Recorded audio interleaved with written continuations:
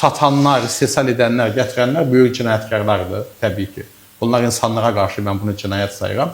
Amma onu istifadə edənlər isə onlar xəstələrdir. Onlar cinayətkar deyillər. Artıq Ədliyyə Nazirliyi də xəstə kimi baxır ki, bunların müalicəyə ehtiyacı var.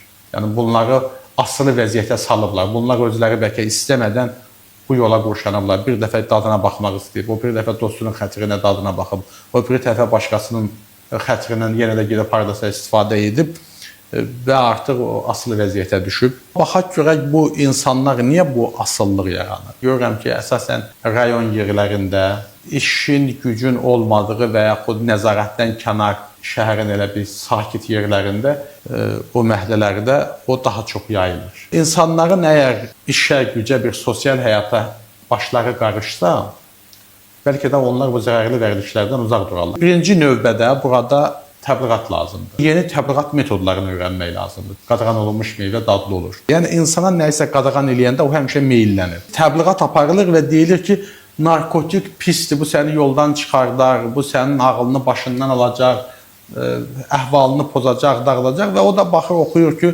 insan narkotikdən istifadə eləyir, hala düzəlir, gülür, şənlənir və s. Və düşünür ki, mən bunu istifadə edeyim, görürəm ki, bu dadı necədir? Yəni, dadına baxmaq istəyir. Bəs nəyə görə bunu Hollandiyada legal elan ediblər? Qanunidir. Elə ölkələr var ki, orada sən narkotik vasitələrdən müəyyən dozalarda istifadə edə bilərsən. Və düşünür ki, burada təbliğat aparırlar olmaz, orada amma açıq bazarda satılır. O baxımdan mən düşünürəm ki, bizim dövlətimizdə də bax bu formatlar üzərində bir diskusiyalar aparılmalıdır.